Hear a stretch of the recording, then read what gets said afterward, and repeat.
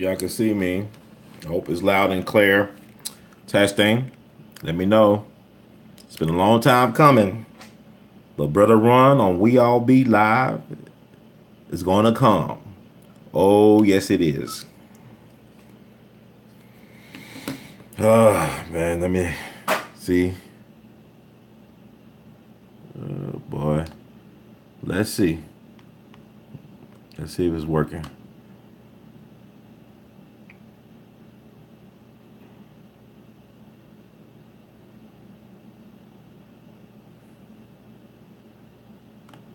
So the devil's liar. I got all this information I'm trying to share. I'm having all these technical difficulties. But hopefully we're getting that situated. It's one thing and another. Hope y'all can hear me loud and clear. I've been trying for the last half hour.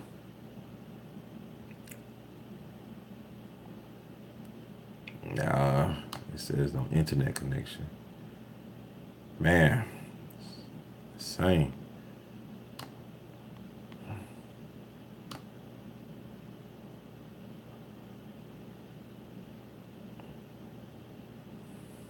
I think y'all can see me. I'm not sure. I'll figure it out. You play by ear. This is Black Music Month. A lot of all-time greats. They couldn't read the so-called white man's music, but they could play by ear. They could feel their way to the music.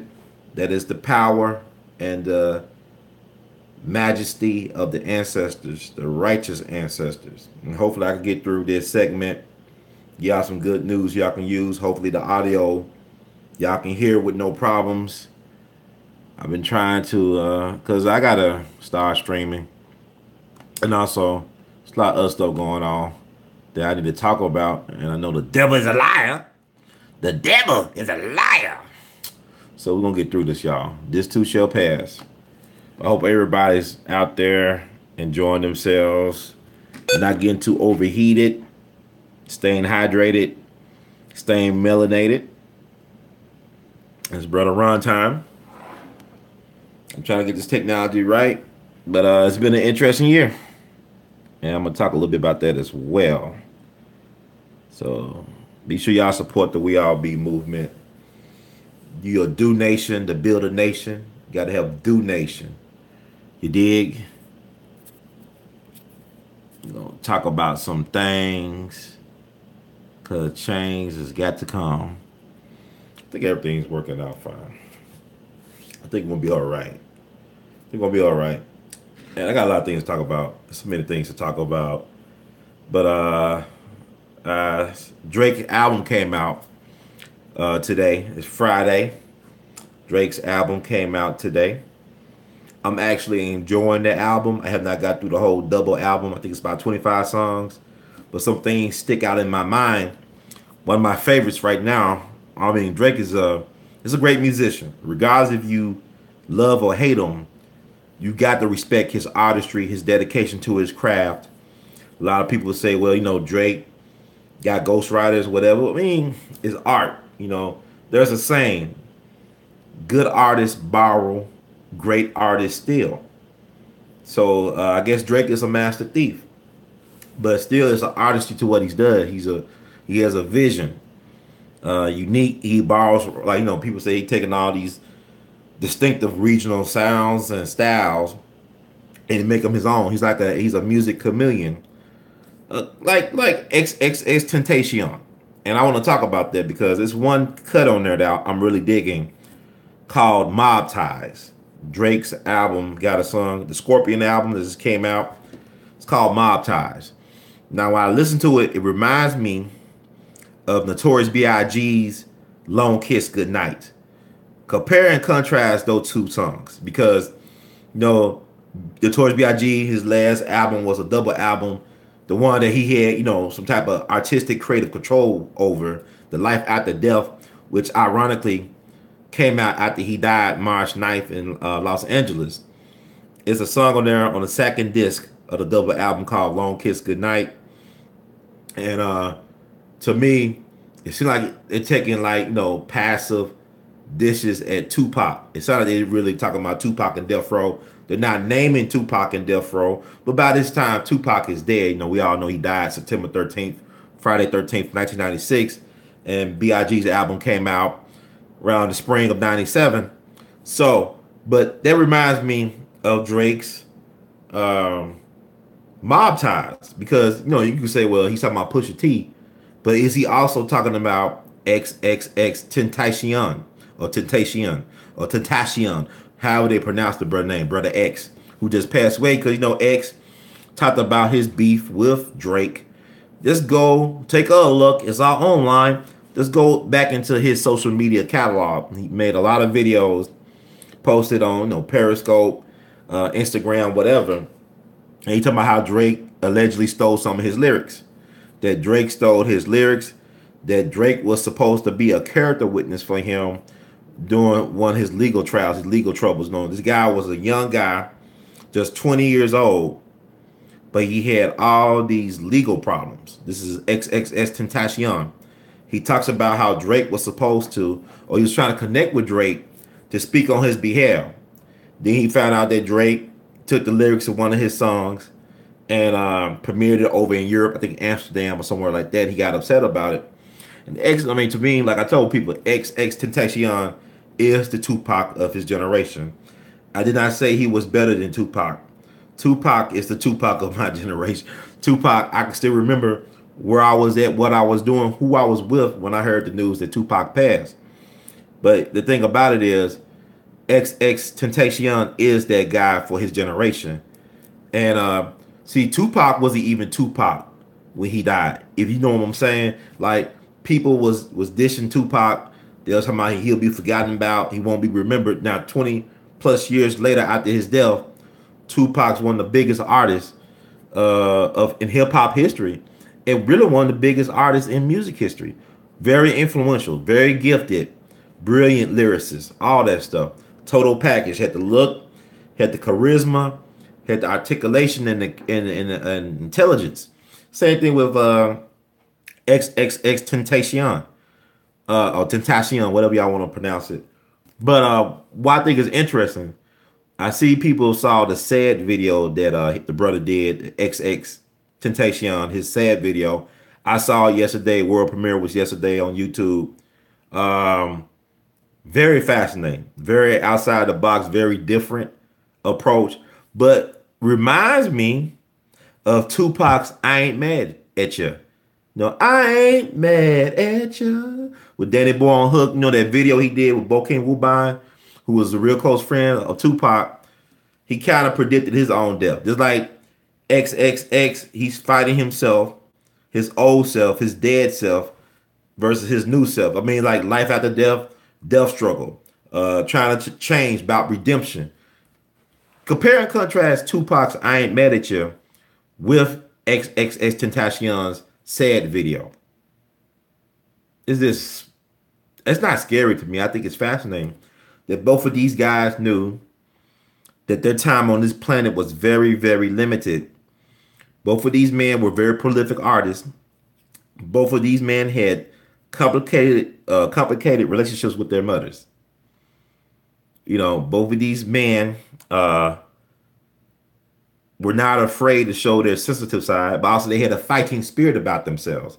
This is why I compare X with Tupac as being that voice for his generation, because the way he was able to connect it with that young angst, that confusion, that sadness, that depression, he was able to tap into that. And it really boggles my mind that older people can't see how this can be. Like older heads that say, well, you know, Brother Ron, with all due respect, he's not Tupac. I never said he was Tupac, but he is what Tupac represented for his generation. XXXtentacion represent for his generation. Now, I mean, I always suggest to people just, you know, listen for yourself. All these think pieces, people are thought pieces, what we want, crap pieces, where people talking about, well, you know, I can't listen to him because, you know, he's violent, misogynistic, but here, American History is a gangster rap album. Like I said before, American History is a gangster rap album. So if you're gonna dismiss XXXtentacion, Why not dismiss Thomas Jefferson and George Washington and Benjamin Franklin and all them cats who are the so-called founding white fathers of this American Republic? You can't have it both ways. You know, XXX was just a 20-year-old young man who was trying to find his way, find his voice in the world. He did not deserve to be taken out like that. He did not deserve that. You know, people are so hard on people. But could you honestly say that you will be a first ballot Hall of Famer in the Morality Hall of Fame? How many of us can actually say that we could be first ballot Hall of Famers in the Morality Hall of Fame? So you got to ask yourself these questions. We are so disconnected from the young people.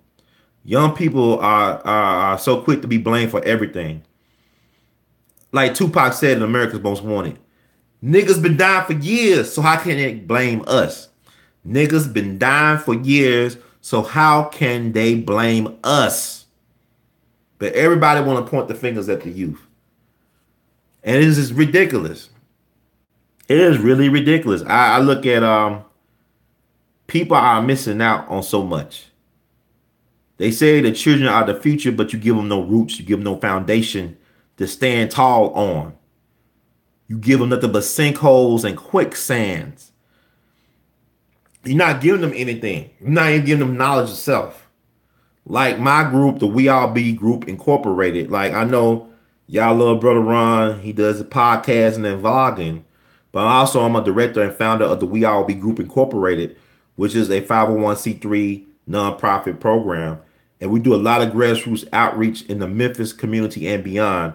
We recently have achieved a milestone in that we had raised the funds and worked with other groups and individuals within the community to create a historic marker to honor the ancestors who were slaughtered and massacred by General Nathan Bedford Forrest during the Fort Pillow massacre that occurred during the Civil War.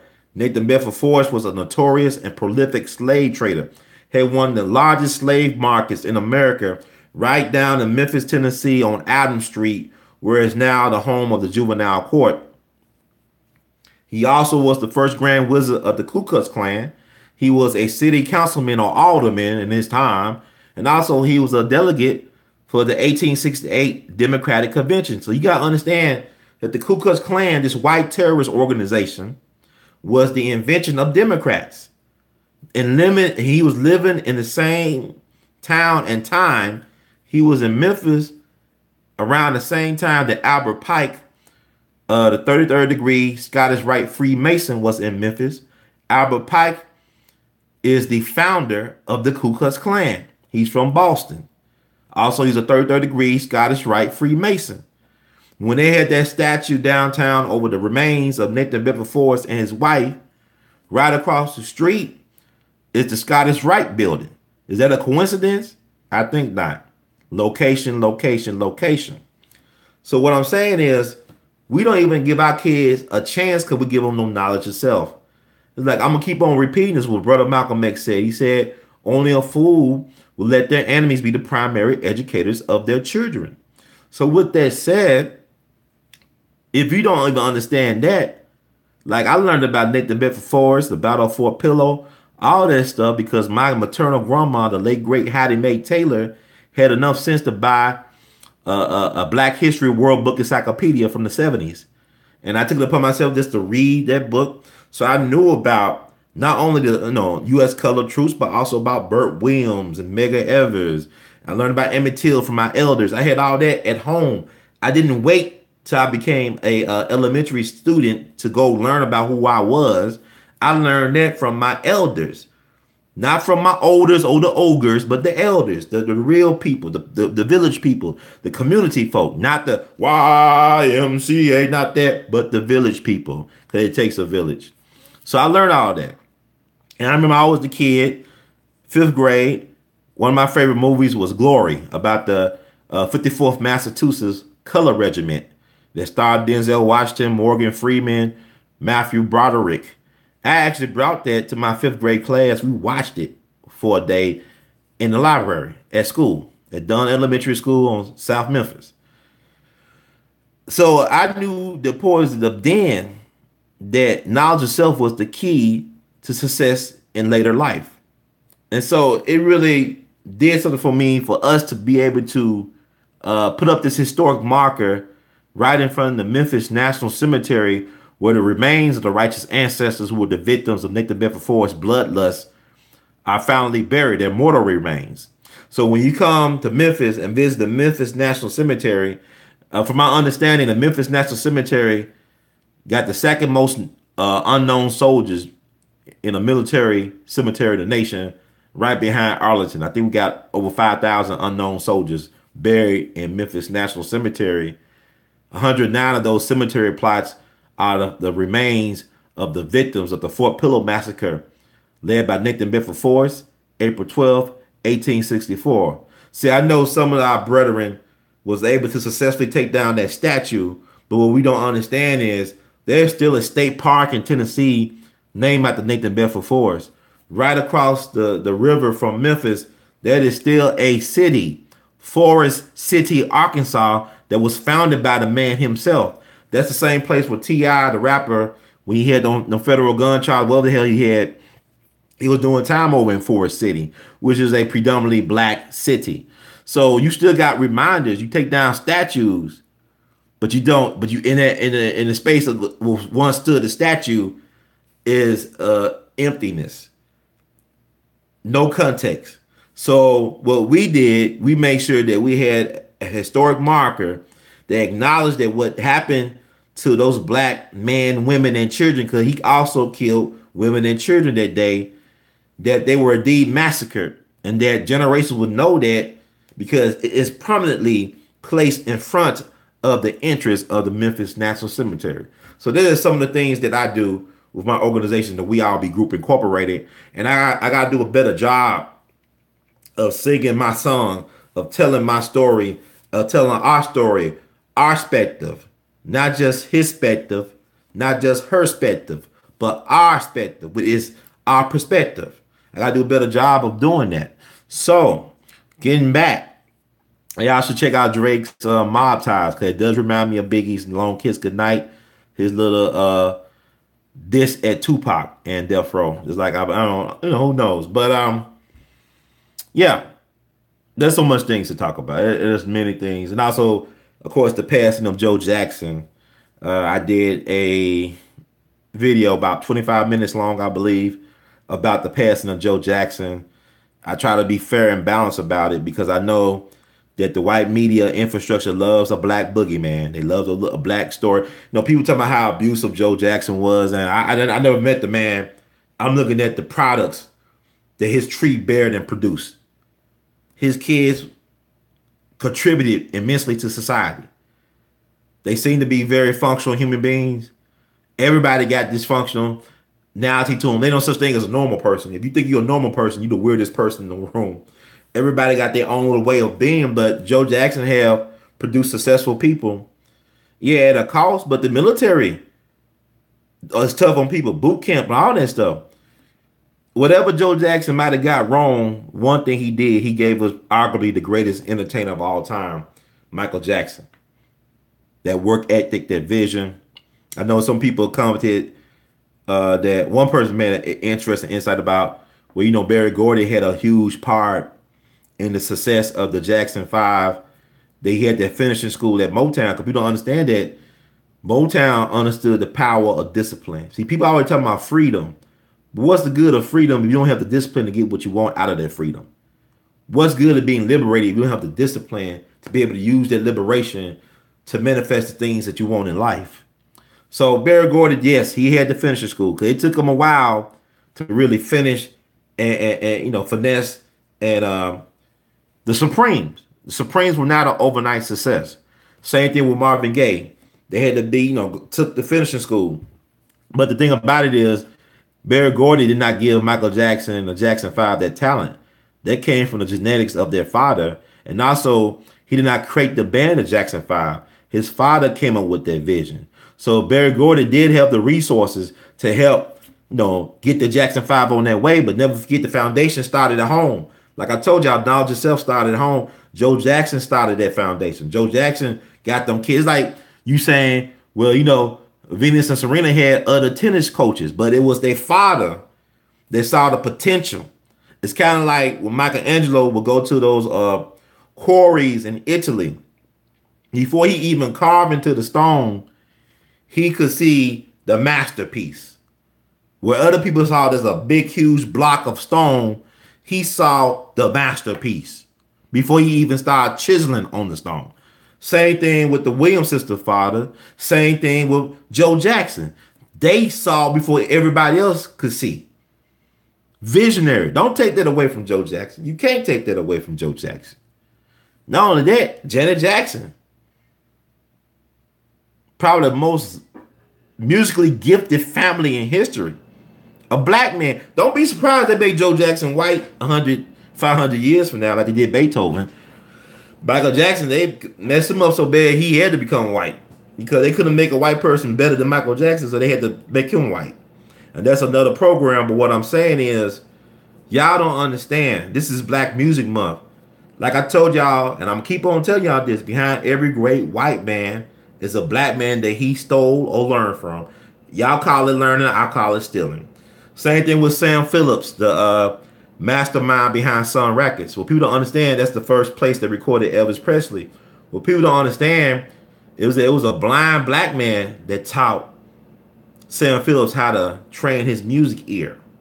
He acknowledges. Sam Phillips is from Florence, Alabama. W.C. Handy, considered by many to be the father of the blues, is from Florence, Alabama. So Sam Phillips, when he started Sun Records, his goal was to record black artists. He wanted black artists to get white mainstream success. That's the reason why he started Sun. Now, he wasn't looking to record no Elvis Presley or Jerry Lewis, them guys. He was looking at people like B.B. King and Muddy Waters and Howlin' Wolf. Before he died, Sam Phillips said two of the most talented individuals he ever had a chance to work with was Howlin' Wolf and Johnny Cash. Those are two of the most. He didn't say Elvis Presley. He didn't say Jerry Lewis. He didn't say Roy Orbison. He said Howlin' Wolf and Johnny Cash. Johnny Cash is a white man, of course, but he trying to show you that, hey, these guys were the greatest, but he believed he wanted to push the black artists to white mainstream success. Ike Turner, who arguably did the first rock and roll song in history, Rocket 88, which is based on the Oldsmobile car from that time period, he was a talent scout for Sam Phillips. Gifted musician. He has been robbed by the white mainstream media and turned into a boogeyman. They have destroyed the true legacy of Ike Turner. And it's a damn shame because all people got to do is just take a look. It's all online. Just do your own research. Come down to Clarksdale. Just go on online. You don't even have to go spend no gas. Just go online. You got Wi-Fi somewhere. Go online and look this stuff up. They have lied to us about the true legacy of Ike Turner, who is a rock god, one of the founding fathers of rock and roll. Same thing how they lied about Michael Jackson. If he's a pedophile, how come you keep on feeding the beast? I don't understand. If he got in trouble the first time, because people don't understand, this has something to do with business. And when you deal with white mediocrity, when you are in a white mediocrity system, everything as it relates to human activity is warfare with them. Everything, sex, sports, drugs, rock and roll, everything. You got to remember, Michael Jackson was a hell of a businessman. Paul McCartney was the one who suggested that Michael should start buying up music catalogs. He ended up outbidding Paul McCartney for the Beatles. See, he pulled a fast one, and they punished Michael Jackson for that.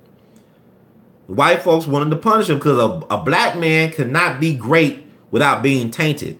You must be tainted. You must be soiled. You must be discarded before they can even talk about you again. See, white folks got to reinvent their heroes. They got to reimagine their people.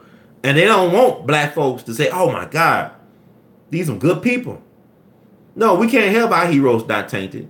Or if they can't taint you, they act like you never existed. Like Paul Robeson. Why was no Google Doodles for Paul Robeson on his birthday on April the 9th? Paul Robeson was a phenomenal human being. A man could speak 20 different languages. One of the greatest college and professional football players of all time. One of the greatest singers of all time. one of the greatest humanitarians of all time. How you gonna forget about him? One of the first black football All-Americans. Phi Beta Kappa, intellectual extraordinaire. How can you forget about him? What is so unforgivable about Paul Robeson? So you gotta think about this type of stuff. Now I don't trust them when they talk about our people, man, because they always gotta taint our people because their people are so dirty. You know, we are humane, humanitarians. We teach the world. We taught the world civilization. And stop, trying to discredit folks because they want to be black first. And that's the problem with us as people. People keep on talking about, well, people down the border get their families broken up. Our family's been broken up for generations. How do you think this country was built? Breaking up the black family.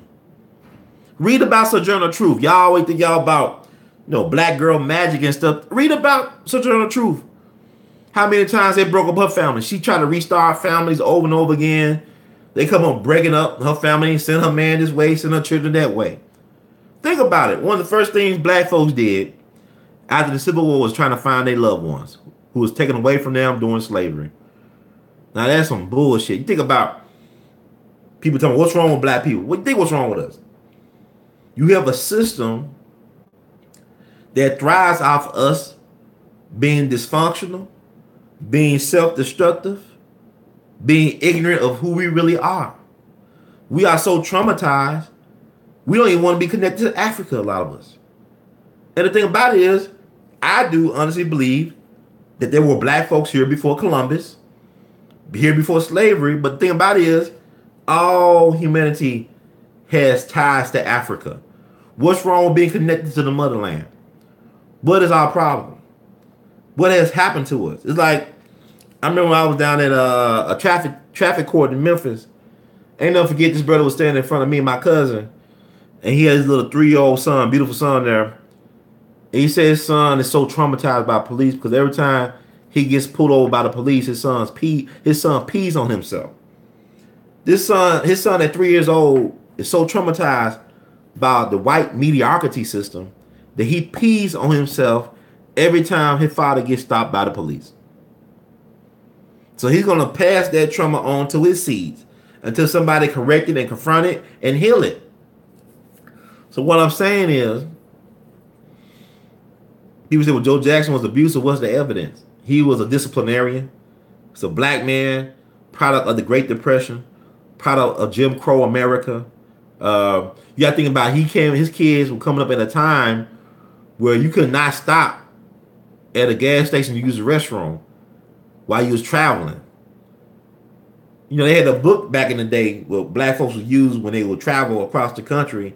It was places where black folks could go to stay, to eat, to use the gas. So you got to think about it. You can't compare how we think today to how it was back then.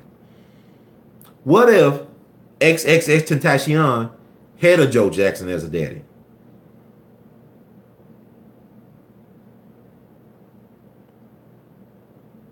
Okay. So you got to start thinking about things. And I want people to start thinking for themselves. Stop being afraid to go against the status quo when it comes to thinking these things out. We need a black first media that talks about the greatness of Joe Jackson. Just like how when Ronald Reagan died, the white media just reinvented Ronald Reagan. Like he never fired the air traffic controllers. The fact that this guy could fire the air traffic controllers and get a airport name after him shows the hypocrisy of this damn system. The fact that they could kill Dr. King for trying to redistribute the wealth and then have a holiday named after him, a federal holiday where they sell cars and furniture on that day, as well as have $100 million statue of him in D.C., where his job was he wanted to help feed poor people. Now, during the time he died in 1968 to now, the gap between the wealth and the poor has increased. The quality of living has gone down. In a lot of ways, America is a very developed third world country. Our infrastructure, our power grid, all that is outdated. But we are too busy being distracted by the entertainment industry news complex. Number one news in America is entertainment news. That's why TMZ is more popular than anything. What if TMZ start showing some political stuff going on? What if people start really getting educated about what's really happening? How can you be so upset about the children at the border, but not concerned about the black kids or kids of color in foster care or in the juvenile court system, or about the children in Flint, Michigan, who will pass on all those ailments that they receive from that dirty, filthy, wicked water to generations not yet born? How can you not feel no compassion for those people? You know what I'm saying? Like, black first. Well, who's the leader? Maxine Waters is meme worthy. Don't make her a martyr. She's not a martyr. Don't make Maxine. I said what I said. Maxine Waters a martyr. She's not. She's like attention is the new currency. So she all about attention grabbing. What has Maxine Waters done for black folks in her district? California is so damn expensive out there. Homeless population, a large population of homeless in Los Angeles are black. A large number of them are black men. Skid Row. What has Maxine Waters done besides just run her mouth, talk shit? But yeah, y'all was so impressed with Maxine Waters, but y'all forgot about Shirley Chisholm. Y'all forgot about Representative Adam Clayton Powell Jr., who was the greatest. Y'all forgot about Mickey Leland. Y'all forget about a lot of people that have done things to help advance black folks and advance America in general. We don't remember those people. We like Auntie Maxine. What Auntie Maxine done but run her mouth and try to cash checks that she can't cash? Y'all impressed with that, but we don't honor our people. You allow these people to let you think that Marion Barry is a crackhead and nothing more. We joke about Marion Barry and not even understand the greatness of what he did as a public servant for the people. We do ourselves a disservice. It's like you keep on saying vote and vote for what? Maxine is a mascot for the Democratic plantation. She's a mascot for the Democratic plantation. Y'all keep on telling us to vote and we can get nothing out of this thing. You know, is it over for black people in America? What you think? If the best we could do is remember Malcolm X, we admire Malcolm X, but we don't want to go through Malcolm's struggle. When Malcolm died, he was broke. He was destitute. I mean, his house was burnt down. He couldn't even support his family. He had holes in his shoes, at the bottom of his shoes when he died. What I'm saying is, y'all don't really want it. Because Malcolm, he took that vow of poverty to fight that battle for his people. But our people don't do our people that good that stand up for us. We shit on them. You know, and then we come on, we need another one. No, you need to stand up and do what you got to do. Do your God work. Do what you got to do to not only survive, but also to thrive. You know, y'all talk about black excellence. Y'all talk about black girl magic, excuse me. Y'all talk about ancestor this and ancestor that. Black folks talk about Jesus. You want to put it all on Jesus, but it's time for you to be your own Messiah. It's time for you to resurrect yourself from the ashes, to reinvent yourself, to reclaim the narrative. And this is what we do at We All Be TV. This is what you should be doing in your life every day, 24/7.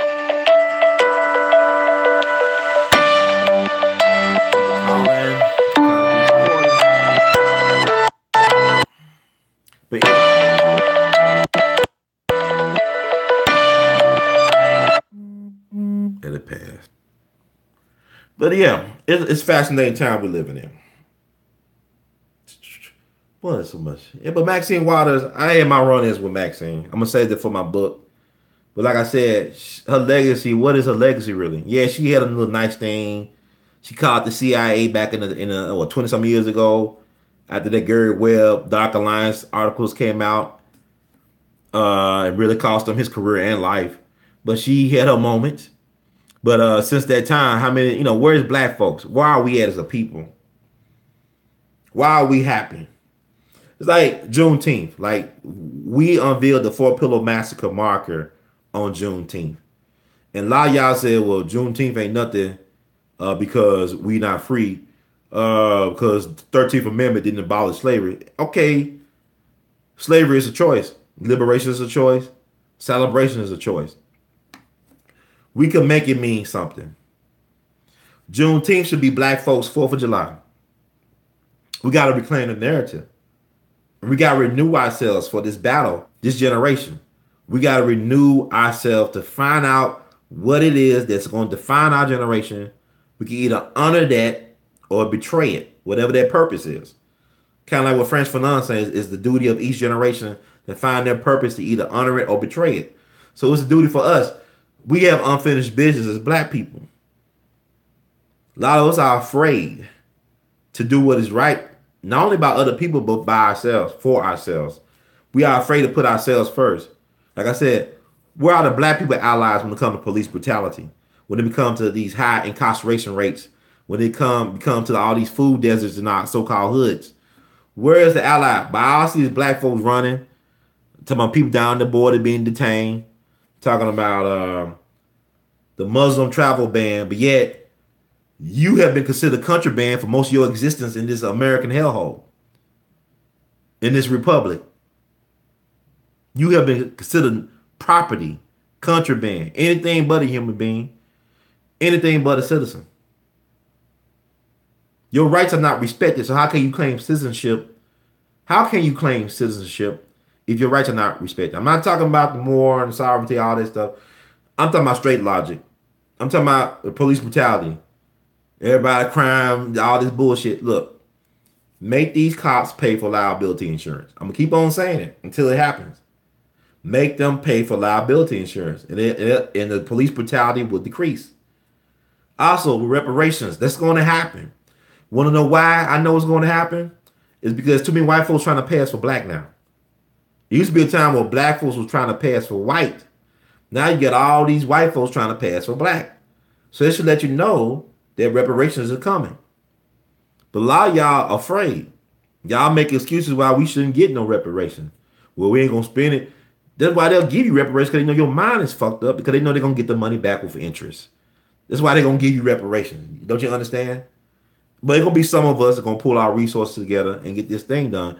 There's always been a few that help the many. That's how history works. It's never the many that make history. It's always the few that really makes the real history.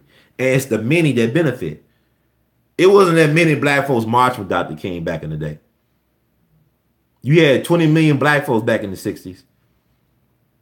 It wasn't no 20 million black folks with Dr. King down in Selma, in Albany, Georgia, in Memphis, Tennessee. He had a lot of black people that were his enemies. Ministers, preachers, leaders of all type. So Dr. King may have the whole black people on his side. And what we do as a black people, we underestimate the power of our strength. Don't you know that's the reason why they have messed our minds up so much? Because they know that if we work together, that this stuff will be over. If we all got together, it's like, even with the women, there was a lot of black men that voted for Doug Jones too. It's like, well, Obama, people say, well, you know, he wouldn't have won without a coalition. No, he would not have won if he didn't get over 90% of the black vote every time he ran for president. He had a very solid, loyal demographic that he took for granted. Him and the Democratic Party take black vote for granted. Black folks take black vote for granted. I can't vote for a Democrat or Republican just because it makes me feel good.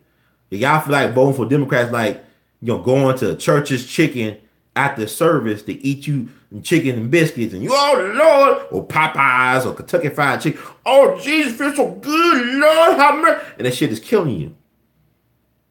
Voting this way is killing us. Well, I mean killing, I mean we're getting killed with nothing to show for it. You cannot tell me over the past 50 years this has worked out to the benefit of black folk. If we are now in the Donald Trump era, you cannot tell me that voting has worked for black people. If we are now in the so-called Trump era, you cannot tell me that black leadership has not failed black people. MaxINe Waters, all that talking she doing, how old is she? Who's her protege? You judge a tree by the fruit it bears. Who has she trained?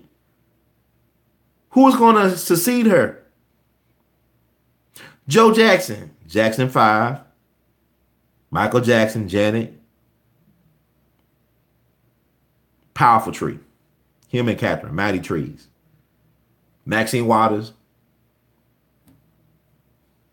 Who's gonna step up? I mean, she no, and she does not need to be made a martyr. She needs to be stayed alive. I mean, I don't, cause it legitimizes martyrdom, legitimize people. If George Wallace would have died after he got shot, he would have been a martyr. He would have been an icon to the alt right, to the conservative movement. George Wallace would have been an icon. He would have been a martyr. So Maxine Waters, I prayed ancestors, pray the mighty universal God protect her because she does not need to be legitimized with her BS. It does not need to be legitimized. We too emotional, man. We need more results. Like we don't even understand the power dynamic. Like y'all too busy worried about the president when you should be worried about who the school board president is. Who's the president of the school board in the community where you reside? Who's on city council? Who's over the dog catchers? Local power is power. Local politics is power. Your foundation. Obama overstood that if he was going to become president, he had to go to Chicago. Chicago was all about the local. It's about the power at the local level. A machine power. You build, machine power. That's old school. It's like with Harry Truman. Harry Truman not ever been president of the United States if he didn't come through the Kansas City Pendergast machine. Tom Pendergast. If he didn't come through that Kansas City machine, he would never became president. Obama, same thing with Roosevelt. Tammany Hall, machine politics run this country. Even in Memphis, you had Boss Crump, machine politics. Y'all keep on thinking it's about $5 donations to Obama. His biggest campaign donator was Goldman Sachs. Goldman Sachs runs the federal government, not just on Obama's administration, but go back to Clinton's. Goldman Sachs everywhere. So I'm just saying the Democratic Party has sold out the labor movement, have sold out middle America, have sold out mainstream America for Goldman Sachs. So no, I don't. We got no black leadership. Farrakhan, he cool. But he with the nation. Like once Farrakhan, what's after Farrakhan? See, our thing is we a celebrity worshiping society. We worship all types of idols, whether it be athletes or singers or dancers or actors. Just worship everything but the right thing.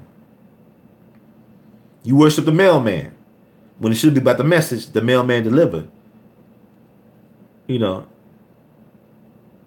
it about the gift or is it about the wrapping that the gift comes in?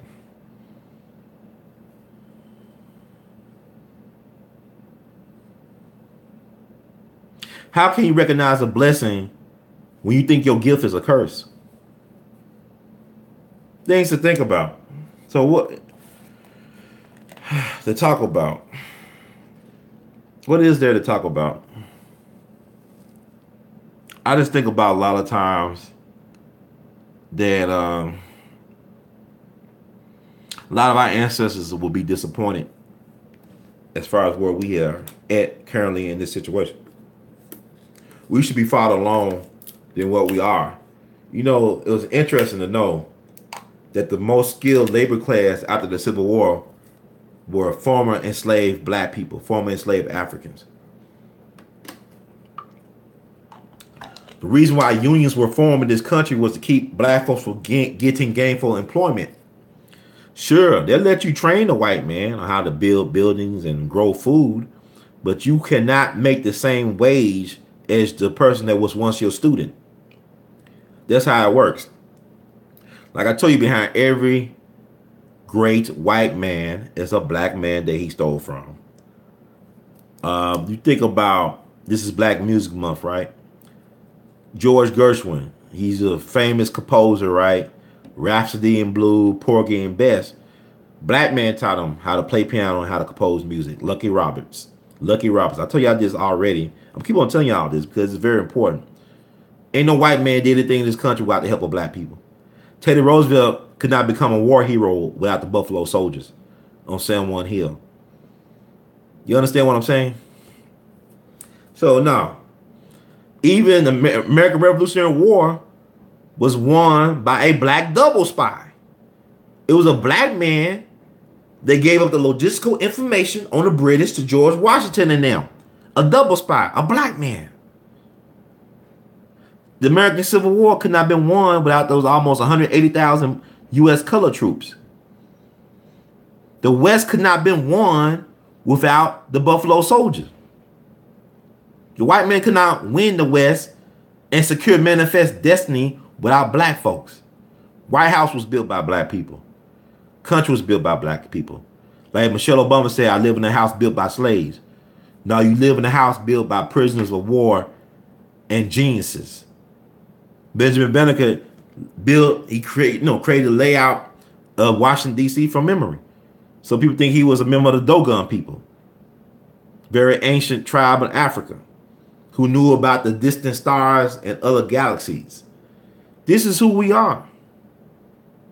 The wealthiest person that ever lived is not Bill Gates or Warren Buffett or Jeff Bezos or Rockefeller. It was Mansa Musa. This is who we are. It's time to reclaim that narrative. You know, how can people be upset with XXXtentacion but can forgive Dylan Roof and George Zimmerman still walking around? And whatever white mass shooters come along, he's not a nut. He's troubled. He's emotionally disturbed. He needs help. He needs therapy. Mass murderers have more sympathy. We have more sympathy for mass murderers than we do for misguided young rappers. That is insane. That shows you that black life don't mean too much of a damn thing in a system that doesn't value it in the first place. Y'all looking for justice in a system that does not even see you as something worth to be fought over or protected, unless you are being exploited for their ends. You know, you don't need no goddamn graphs and charts and shit like that to see that something's wrong. Just look at your life. Are you happy where you at? Is this God's plan for you to always be the burnt, scorched bottom of the American melting pot? Huh? Ask yourself these things. Right now, about to be the 7th month of this year. I've been homeless for every month except for the first month of the year. Homeless and also home on the road.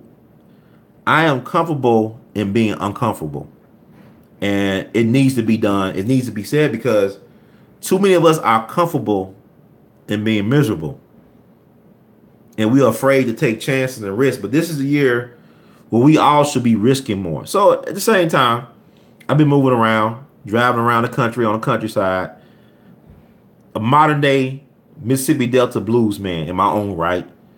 I toot my own horn. I play my horn. Sometimes the blue horn. I articulate. I express myself through different means of expression, writing, communicating via my media platform. But the thing about it is, life is about movement and turbulence. You should always be on the move. You should always try to be shaking up stuff. You should never be stagnant. You should never be complacent. You should always be striving and having things, in motion. That's the way life is, because you never know how this thing is going to turn out. I know a lot of people are feeling suicidal right now. My thing is this. Why should I commit suicide when I know I'm going to die one day anyway? Let me play out my hand and see how it plays out. I mean, right now I'm just in the process of playing out my hand, see how it play out. But at the same time, I'm a humanitarian.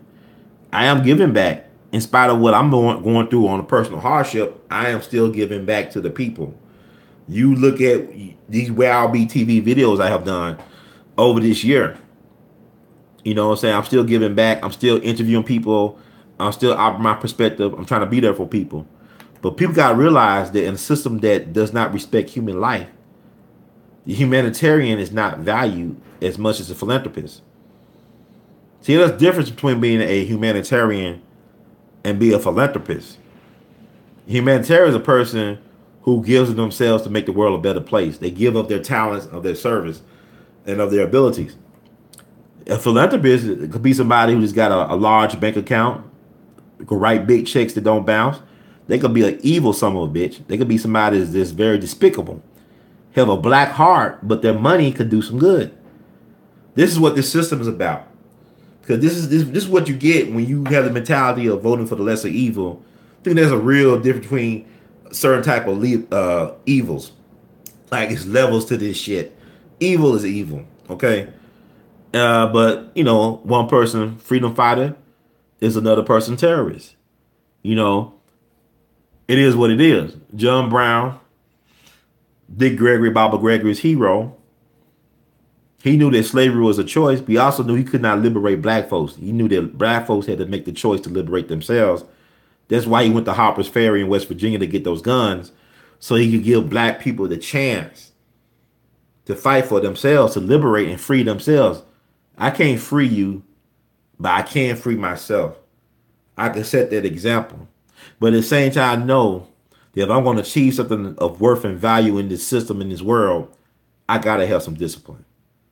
There's no good in just being liberated if you don't know how to use your liberation. But yeah, maybe just being free for the sake of free ain't bad either. Because you should be forced to do manual labor that does not benefit you or your family. Right now, what black folks doing, I don't fear physical sharecropping. What I fear is the emotional and mental and spiritual sharecropping that black folks are facing in this country. We are so weak that our leadership does not demand anything of this system. You can fight for the families at the border, but you can't fight for the people in Alabama with outdoor plumbing. Getting tapeworms and shit. Living in feces. You can't fight for our people. Getting, not tell you what, hookworm, I think, down in Alabama. But I'm saying, where's the black leadership for our people suffering in this country? Why are they so busy worried about people who are illegally here? Now, I'm not knocking that. Hear me out. What people don't realize is that the illegal immigrants are replacing black people. They are taking the jobs that traditionally we used to have back in the day. They're replacing us. Let's be honest about it. To cut the bullshit. But it's not entirely their fault. Some entities are enticing these folks to risk their lives to come over here for some reason. That's the American way. This is America. This is America. Steal, steal, steal. Kill, kill, kill. Rob, rob, rob. Rape, rape, rape. This is America. American history is a gangster rap album. This is America, okay? I'm not blaming the illegals, but you gotta understand, black man, black woman, black child, where will you be going? I live in Memphis, for right now anyway. FedEx is headquartered in Memphis, but they get a lot of people from India come over to FedEx. You know, Indians, stereotype, I guess, they're good in math and science, right? But why not train black folks in these public schools that you basically destroying on purpose how to do the math and science that we require for them to get some of these good paying jobs making $50,000, $60,000 starting off a year as computer program analysts, as engineers, while we warehousing and just genociding a whole generation of folk. Then we think it's all about because they're paying sag low. Nigga, if you can't offer them a job, I don't give a damn their pants. If they're not even wearing pants no more, if they sagging their underwear and their balls are hanging low, if you cannot offer them anything besides some bullshit hope, you can't offer them a job, if you can't offer them an opportunity, then why the hell you worry about their pants sagging? I would rather for them to have their pants sagging than to rob my ass. If they try to rob me, they'll trip over their pants. But I'm saying this is manufactured systemic poverty. This is not because it's your fault. It's because it's the way the powers that be want it. Memphis is a majority black city on the river. It's a plantation town. When I think of goddamn Memphis, you know, it was a dude that became famous in Memphis. He passed away for singing Old Man River. The black guy. And he sung pretty good. Old Man River, it keeps on running. Old Man River. But look at the original lyrics of Old Man River. And white folks used to love him to sing that song every Memphis in May. They loved it. They would sing along, they'd be drunk, they'd be, but look at the lyrics of Old Man River. This is America. This is America. This is America. God damn it. That's what it's about. People say, well, Brian, what's wrong with you? I said, well, there ain't nothing wrong with me. I can't believe I'm really functioning at all. Shit, I've been homeless, been running around, still trying to do the people business, but the 4th of July, the 4th of you lied. Like what Joe Wilson told Barack Obama, you lied, nigga. No, America, you lied. That's what it's about. But we gotta start being honest. Stop all this civility stuff, like this niceties. Let's have honest dialogue. Let's talk about this situation. What's interesting right now is that a lot of white folks, I found out that they're not really white. You see, 100 years ago, you know, Irish and Italians and Jews were niggers. They became white because they was able to take a stranglehold on the politics. Sometimes they use organized crime to create legitimate business. You know, look at Godfather, the Godfather movies. They'll show you how they did it, how white folks became white. Some of the white people, now they realize they're not really white. And it's time to study history. Y'all talk about the 60s and leather jackets and beret. Go back to the 30s, man. Study what was going on in the 1930s. Because it's time for a revolution now. It's coming and won't be stopped this time. Mother Nature can't be stopped. Revolution won't be stopped. Now's the time. It's coming. So it's important that you all prepare yourselves for the shift that has already taken place. The after effects, the aftershock of this shift. It's very important y'all prepare yourselves for this. Start forming reading groups where y'all can read about different philosophies and ideologies and history and geology, geometry, whatever. Start learning about stuff. This is a time where you're going to have to be forced to work with your enemies or people you think you can't get along with. This is a time to put that BS beside and figure out a way, how can we make life worth living again? I don't believe a lot of us think life is worth living right now. A lot of us ain't going to commit suicide because a lot of us are afraid to do so, or we just too comfortable in our own misery. But what I'm saying is, what can you do? Not just for your children. See, people always talk about, well, we got to do for children. No, what can you do for yourself to liberate yourself, to free yourself, to be able to be the real person you always wanted to be able to reach your real potential? What can you do to even discover that you have potential in the first place? It's kind of like I look at XXXtentacion, look at Tupac. These cats, people talking about how they were so misguided. They were human. They had their shortcomings, but they were driven. What drives you? Or are you driving? What is driving you? What is it out here that motivates you to get up in the morning and keep at it? To keep going? What is it inside of you that you want to see manifest outside of you before you punch your ticket to get out of here? What is stopping you from being who you want to be? That's why y'all should check out that XXXtentacion video, Sad. Because you are your own worst enemy.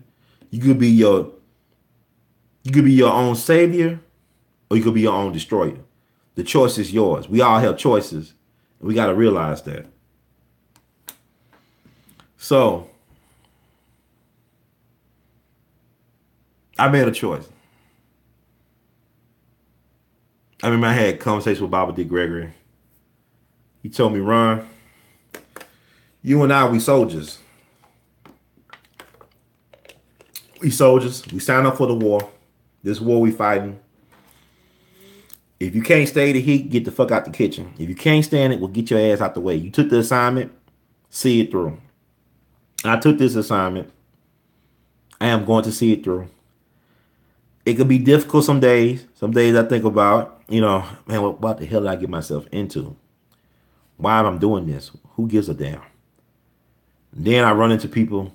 Brother Ron, we thank you for what you have done in sharing your talents and sharing your platform to educate, to inform, to empower our people.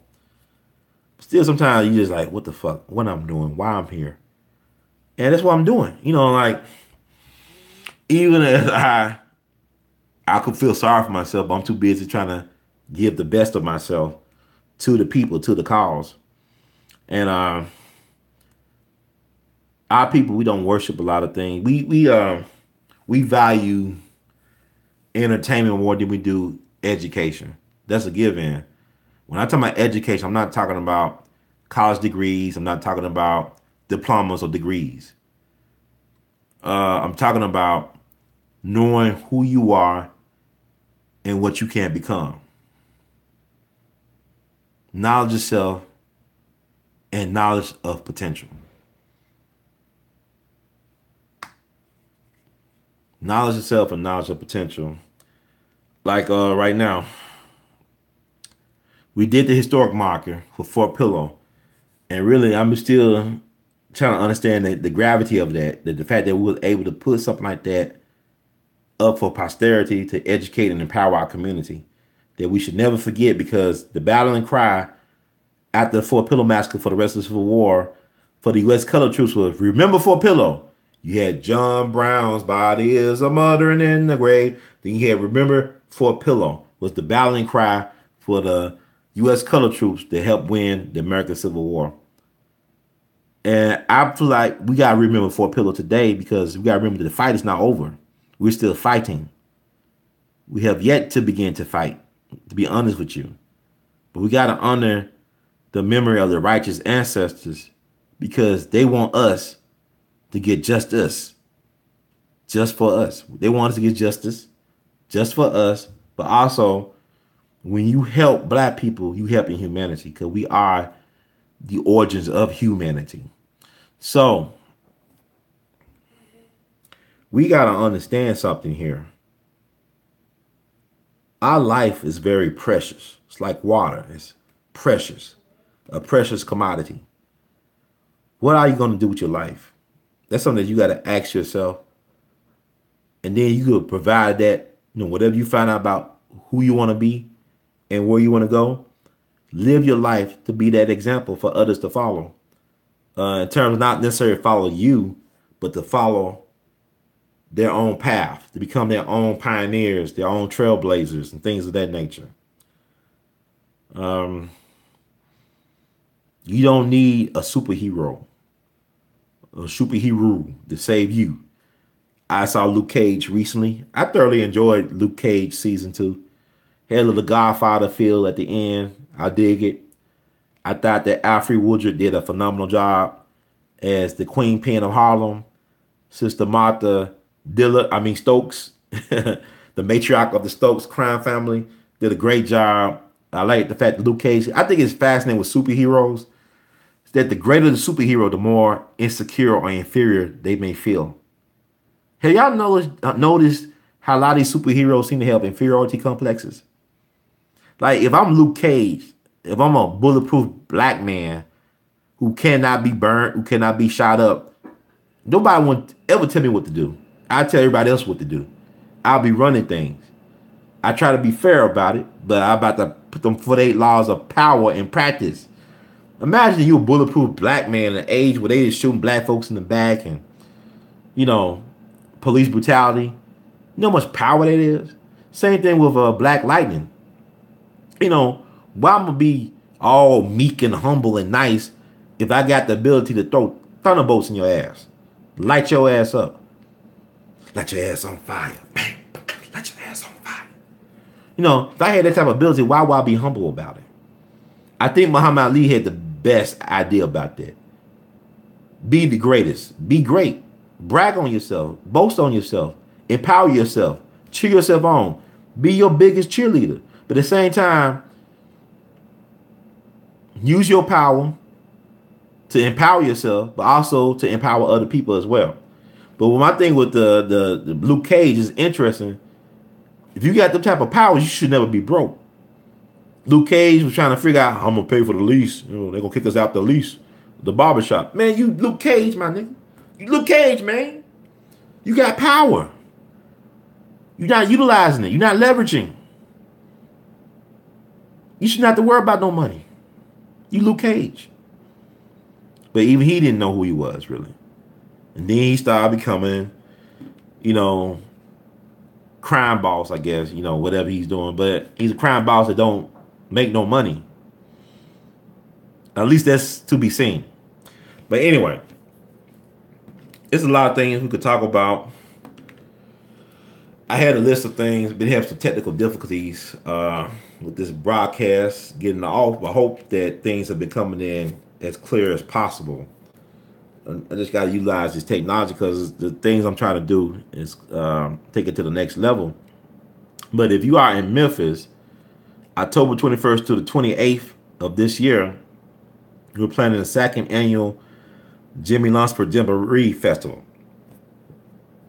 It's like a whole week dedicated to Jimmy Lunsford, who is the father of Memphis music education, first high school band director in the Memphis City Schools for Black folks back in the 20s, took his best high school students and friends from Fisk University, and created by in the opinion of his peers, the greatest swing band of his era back in the 30s and 40s, house band at the Cotton Club, number one attraction of Apollo Theater for a whole decade, the Jimmy Lunsford Orchestra.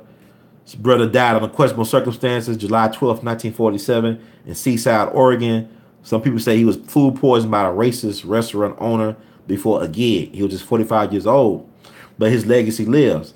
And this is like we're trying to bring honor to this ancestor and make sure that his legacy is a living one. We got a couple of surprises for that week. We're going to have panel discussions, concerts, art exhibit, and also a headliner act. The legendary Sun Ra Orchestra will be performing. And that's the Jimmy Lunsford Jamboree Orchestra, something that I started with, along with the We All Be Group Incorporated. So this is the type of stuff I'm doing. But I'm homeless. Or home on the road. But yeah, I'm giving back to the people. I'm not waiting, well, when things get better or things like this, things line up for me. It might not never line up. There's no such thing as a perfect time to do anything. You just got to do it. And you got to be able to steer it in your direction. You got to be able to leverage things in your benefit. The way my mind works, I don't think like a lot of other people think about stuff. If I start thinking like other people think about things, I probably would have been dead a long time ago. Because my mind, I think a different way. My mind works a different way. I remember my cousin told me, you think everybody think like you. You think everybody think like that? I don't know. I'm only myself. I don't know how they think. But I know for me, in order to do the things I'm doing, I can't think like just the average person. I got to think big. I got to try to do some crazy stuff to get it done, because when I try to do it the logical way, it doesn't work out for me.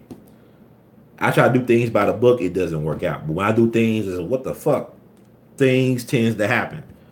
Like historic markers and music festivals. And other things are coming down the line. So I think that's about it for right now. For this segment. But y'all see I got merchandise. Don't feel sorry for me. Feel great about me. Feel empowered by me. Feel inspired by me. Support the movement. I got artwork. You see the gear. Got the merchandise shelf down there below the description box there. All those t-shirts that I made with my artwork on it. I got a book, James Reese Europe, Jazz Lieutenant. Now people are talking about James Reese Europe now. A legendary music pioneer who was the childhood hero of George Gershwin, who was the leader and creator of the Harlem Hellfighters jazz band, which brought jazz to Europe, and who was killed by his drummer during a concert in Boston. Surviving being gas attacked, being the first black man to lead troops in the battle during World War I, being gas attacked.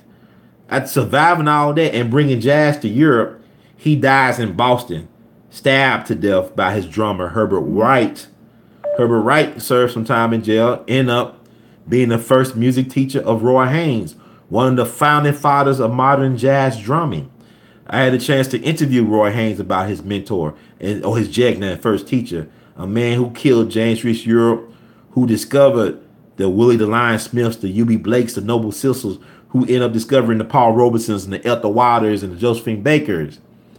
That man who started a black musician club or union, the Clef Club, when they were not trying to hire black musicians or pay them the same union scale wages as the white musicians. At a time where the black musicians were not only expected to perform at the venue at these places, but also to wash dishes and to cook food and still get paid less than their white musician counterparts. That's who we are. That's James Reese Europe. I could talk on and on about this brother. Very inspiring brother. Look up James Reese Europe. Very interesting cat. One of his great grandson or great great grandson was on American Idol back in the day. He didn't win, but he's on there. I think one of his other great great grandsons is a blues guitarist. But anyway, more to come, people. More to come. I'm trying to figure it out. I'm trying to make this consistent. But thank you all. If you got some money to spare, please spare it sparingly. But you can spare it. You can donate to my PayPal, which is in the description box. Super chat, but PayPal, get it directly. You can also become a fan. Patreon.com, we all be. That's patreon.com/we all be. How I'm doing my thing, I'm not able to read the comments as I go, but hopefully I can look in the comment section. Hopefully, like I said, we heard you loud and clear, Brother Ron. Hopefully, I hope so, God. Oh, but what else I want to talk about? I think I talked about, for the most part, the things I want to talk about. Yeah, the BET Awards are pretty cool. Actually, BET has improved a lot. I know it's not black owned anymore, but understand the power of your imagination. Like Einstein once said, your imagination is more powerful than knowledge. Robert Johnson, not the blues Robert Johnson, Bob Johnson, founder of BET, he wanted to do an all black television network back in the 60s, and people thought he was crazy. Bob Johnson's from Mississippi. Some of the greatest and most brilliant people America has ever produced come from places like Mississippi and Alabama and Georgia, places like that. You know, people look back, always backwards. Brilliant mind. But when he started BET almost 40 years ago, it was just a 2-hour thing on the weekend.